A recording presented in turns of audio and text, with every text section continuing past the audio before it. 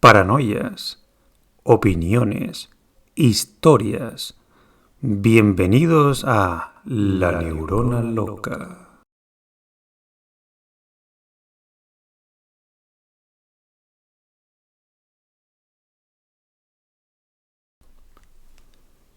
El corazón delator, de Edgar Allan Poe. Es cierto, siempre he sido nervioso, muy nervioso, terriblemente nervioso. ¿Pero por qué afirman ustedes que estoy loco? La enfermedad había agudizado mis sentidos en vez de destruirlos o embotarlos. Y mi oído era el más agudo de todos. Oía todo lo que puede oírse en la tierra y en el cielo. Muchas cosas oí en el infierno. ¿Cómo puedo estar loco entonces? Escuchen y observe con cuánta cordura, con cuánta tranquilidad les cuento mi historia. Me es imposible decir cómo aquella idea me entró en la cabeza por primera vez, pero una vez concebida, me acosó noche y día. Yo no perseguía ningún propósito, ni tampoco estaba colérico. Quería mucho al viejo, jamás me había hecho nada malo, jamás me insultó. Su dinero no me interesaba. Me parece que fue su ojo. Sí, eso fue. Tenía un ojo semejante al de un buitre, un ojo celeste y velado por una tela. Cada vez que lo clavaba en mí se me helaba la sangre, y así, poco a poco, muy gradualmente, me fui decidiendo a matar al viejo y librarme de aquel ojo para siempre. Presten atención ahora, ustedes me toman por loco, pero los locos no saben nada. En cambio, si hubieran podido verme, si hubieran podido ver con qué habilidad procedí, con qué cuidado, con qué previsión, con qué disimulo me puse a la obra. Jamás fui más amable con el viejo que la semana antes de matarlo. Todas las noches, hacia las 12, hacía yo girar el picaporte de su puerta y la abría. Oh, tan suavemente. Y entonces, cuando la abertura era lo bastante grande para pasar la cabeza, levantaba una linterna sorda, cerrada, completamente cerrada, de manera que no se viera ninguna luz, y tras ella pasaba la cabeza. Oh, ustedes se hubieran reído al ver cuán astutamente pasaba la cabeza. La movía lentamente, muy, muy lentamente, a fin de no perturbar el sueño del viejo. Me llevaba una hora entera introducir completamente la cabeza por la abertura de la puerta, hasta verlo tendido en su cama. ¿Es que un loco hubiera sido tan prudente como yo? Y entonces, cuando tenía la cabeza completamente dentro del cuarto, abría la linterna cautelosamente. Oh, tan cautelosamente, sí. Cautelosamente iba abriendo la linterna, pues crujían las bisagras.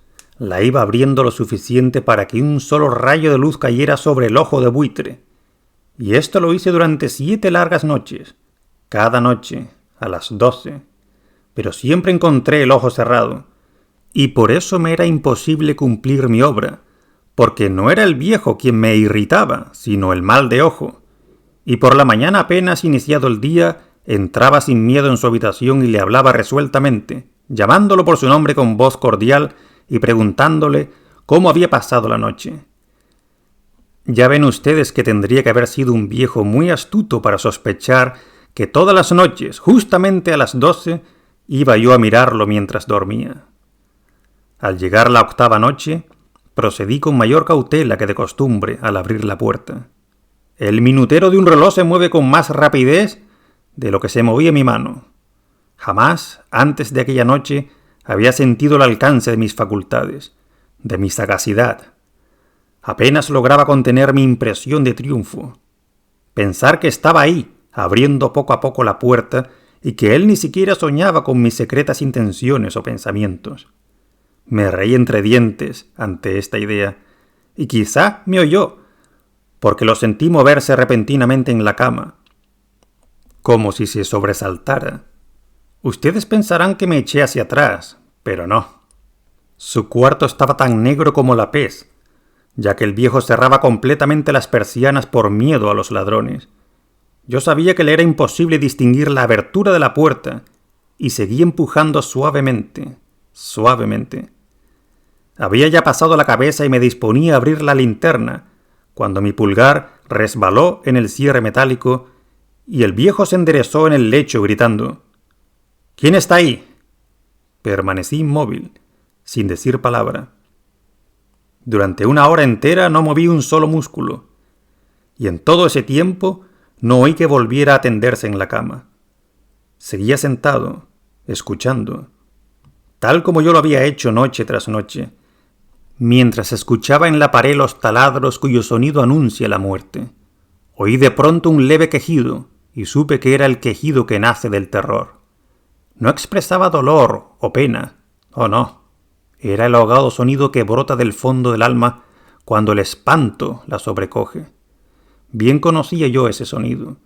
Muchas noches, justamente a las 12, cuando el mundo entero dormía, surgió de mi pecho, ahondando con su espantoso eco los terrores que me enloquecían. Repito que lo conocía bien, comprendí lo que estaba sintiendo el viejo y le tuve lástima, aunque me reía en el fondo de mi corazón. Comprendí que había estado despierto desde el primer leve ruido, cuando se movió en la cama. Había tratado de decirse que aquel ruido no era nada, pero sin conseguirlo. Pensaba, no es más que el viento en la chimenea, o un grillo que chirrió una sola vez. Sí, había tratado de darse ánimo con esas suposiciones, pero todo era en vano. Todo era en vano, porque la muerte se había aproximado a él, deslizándose furtiva, y envolvía a su víctima. Y la fúnebre influencia de aquella sombra imperceptible era la que lo movía a sentir, aunque no podía verla ni oírla, a sentir la presencia de mi cabeza dentro de la habitación. Después de haber esperado largo tiempo, con toda paciencia, sin oír que volviera a acostarse, resolví abrir una pequeñísima ranura en la linterna. Así lo hice. No pueden imaginarse ustedes con qué cuidado, con qué inmenso cuidado, hasta que un fino rayo de luz, semejante al hilo de la araña, brotó de la ranura y cayó de lleno sobre el ojo de buitre. Estaba abierto de par en par, y yo empecé a enfurecerme mientras lo miraba. Lo vi con toda claridad, de un azul apagado, y con aquella horrible tela que me lava hasta el tuétano. Pero no podía ver nada de la cara o del cuerpo del viejo, pues como movido por un instinto, había orientado el haz de luz exactamente hacia el punto maldito. ¿No les he dicho ya que lo que toman erradamente por locura es solo una excesiva agudeza de los sentidos? En aquel momento llegó a mis oídos un resonar apagado y presuroso, como el que podría ser un reloj envuelto en algodón. Aquel sonido también me era familiar. Era el latir del corazón del viejo. Aumentó aún más mi furia, tal como el redoblar de un tambor estimula el coraje de un soldado. Pero incluso entonces me contuve y seguí callado, apenas si respiraba. Sostenía la linterna de modo que no se moviera, tratando de mantener con toda la firmeza posible el haz de luz sobre el ojo. Entretanto, el infernal latir del corazón iba en aumento. Se hacía cada vez más rápido, cada vez más fuerte, momento a momento. El espanto del viejo tenía que ser terrible, cada vez más fuerte, más fuerte. ¿Me siguen ustedes con atención? Les he dicho que soy nervioso, sí, lo soy. Y ahora, a medianoche, en el terrible silencio de aquella antigua casa, un resonar tan extraño como aquel me llenó de un horror incontrolable. Sin embargo, me contuve todavía algunos minutos y permanecí inmóvil. Pero el latido crecía cada vez más fuerte, más fuerte. Me pareció que aquel corazón iba a estallar. Y una nueva ansiedad se apoderó de mí. Algún vecino podía escuchar aquel sonido. La hora del viejo había sonado. Lanzando un alarido, abrí del todo la linterna y me precipité en la habitación. El viejo clamó una vez. Nada más que una vez. Me bastó un segundo para arrojarlo al suelo y echarle encima el pesado colchón. Sonreí alegremente al ver lo fácil que me había resultado todo. Pero durante varios minutos el corazón siguió latiendo con un sonido ahogado. Claro que no me preocupaba, pues nadie podría escucharlo a través de las paredes. Cesó por fin de latir. El viejo había muerto. Levanté el colchón y examiné el cadáver. Sí, estaba muerto, completamente muerto. Apoyé la mano sobre el corazón y la mantuve así largo tiempo. No se sentía el menor latido. El viejo estaba bien muerto. Su ojo no volvería a molestarme. Si ustedes continúan tomándome por loco, dejarán de hacerlo cuando les describa las astutas precauciones que adopté para esconder el cadáver. La noche avanzaba, mientras yo cumplía mi trabajo con rapidez, pero en silencio. Ante todo descuarticé el cadáver. Le corté la cabeza, brazos y piernas. Levanté luego 3 planchas del piso de la habitación y escondí los restos en el hueco. Volví a colocar los tablones con tanta habilidad que ningún ojo humano, ni siquiera el suyo, hubiera podido advertir la menor diferencia. No había nada que lavar, ninguna mancha, ningún rastro de sangre. Yo era demasiado precavido para eso. Una cuba había recogido todo. Cuando hube terminado mi tarea eran las 4 de la madrugada, pero seguía tan oscuro como a medianoche. En momentos en que se oían las campanadas de la hora, golpearon a la puerta de la calle. Acudí a abrir con toda tranquilidad, pues, ¿qué podía temer ahora? Hallé a 3 caballeros que se presentaron muy civilmente como oficiales de policía. Durante la noche, un vecino había escuchado un alarido, por lo cual se sospechaba la posibilidad de algún atentado. Al recibir este informe en el puesto de policía, habían comisionado a los 3 agentes para que registraran el lugar. Sonreí, pues. ¿Qué tenía que temer? Di la bienvenida a los oficiales y les expliqué que yo había lanzado aquel grito durante una pesadilla. Les hice saber que el viejo se había ausentado a la campaña. Llevé a los visitantes a recorrer la casa y los invité a que revisaran bien. Finalmente acabé conduciéndolos a la habitación del muerto. Les mostré sus caudales intactos y cómo cada cosa se hallaba en su lugar. En el entusiasmo de mis confidencias traje sillas a la habitación y pedí a los 3 caballeros que descansaran allí de su fatiga, mientras yo mismo, con la audacia de mi perfecto triunfo, colocaba mi silla en el exacto punto bajo el cual reposaba el cadáver de mi víctima. Los oficiales se sentían satisfechos, mis modales los habían convencido. Por mi parte, me hallaba perfectamente cómodo. Se sentaron y hablaron de cosas comunes, mientras yo les contestaba con animación. Mas al cabo de un rato, empecé a notar que me ponía pálido y deseé que se marcharan. Me dolía la cabeza y creía percibir un zumbido en los oídos. Pero los policías continuaban sentados y charlando. El zumbido se hizo más intenso, seguía resonando y era cada vez más intenso.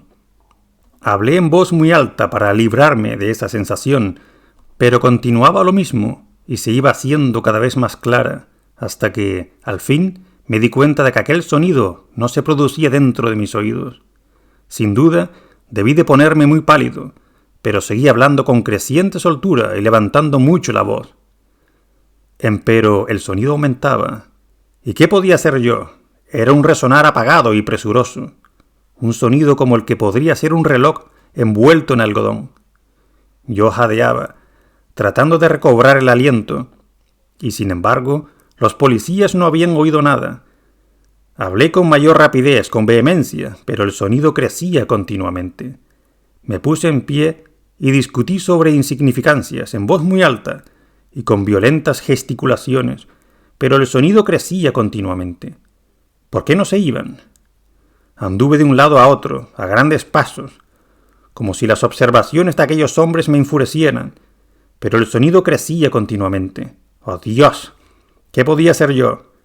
Lancé espumarajos de rabia, maldije, juré. Balanceando la silla sobre la cual me había sentado, raspé con ella las tablas del piso. Pero el sonido sobrepujaba a todos los otros y crecía sin cesar. Más alto, más alto, más alto. Y entre tanto los hombres seguían charlando plácidamente y sonriendo. ¿Era posible que no oyeran? ¡Santo Dios! No, no. Claro que oían y sospechaban, sabían, y se estaban burlando de mi horror. Sí, así lo pensé y así lo pienso hoy. Pero cualquier cosa era preferible a aquella agonía. Cualquier cosa sería más tolerable que aquel escarnio. No podía soportar más tiempo sus sonrisas hipócritas. Sentí que tenía que gritar o morir, y entonces, otra vez, escuchen, más fuerte, más fuerte, más fuerte, más fuerte. ¡Basta ya de fingir, malvados!, aullé. Confieso que lo maté. Levanten esos tablones. Ahí, ahí, donde está latiendo su horrible corazón.